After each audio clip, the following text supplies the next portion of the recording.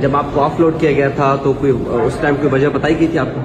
جی دیکھیے، مجھے 4 گھنٹے تک روکا گیا اور وہاں پہ کوئی وجہ نہیں بتایا گیا، صرف ایک پیپر میں مجھے آف لوڈ کا جو ہے اس پہ اسٹیمپ لگا کے مجھے واپس دے دیا گیا اور کہا کہ آپ ہائی کورٹ میں جا کے چیلنج کریں۔ جب ہم یہاں پہ آئے ہیں ابھی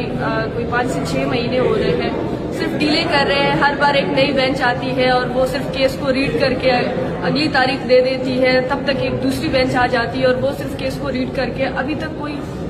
خاص ججمنٹ نہیں آئی ہے۔ مجھے لگتا ہے یہ وہی ڈیلے ٹیکٹکس کے تحت ہمیں صرف کورٹ کے چکروں میں جو ہے لانا چاہتے ہیں کہ ہم ہر بار ہر مہینے ہر 2 مہینے میں آ کے یہاں پہ صرف چکریں لگاتے رہے۔ اس میں جس طرح جبران صاحب نے بتایا کہ کوئی لیگل ریزنز نہیں ہے کہ ابھی تک اس کیس کو روکا جائے، تو میں سمجھتی ہوں یہ وہی ٹیکٹکس ہے کہ جس طریقے سے پولیٹیکل ورکرز کو روکنا اور ان پر FIR کرنا، ان کو عدالتوں میں گھسیٹنا اور ان کے وقت کو ضیاع کرنا، جو ان کا مین مقصد ہے، ان کی جو مین تحریک ہے، اس سے ان کو جو ہے ان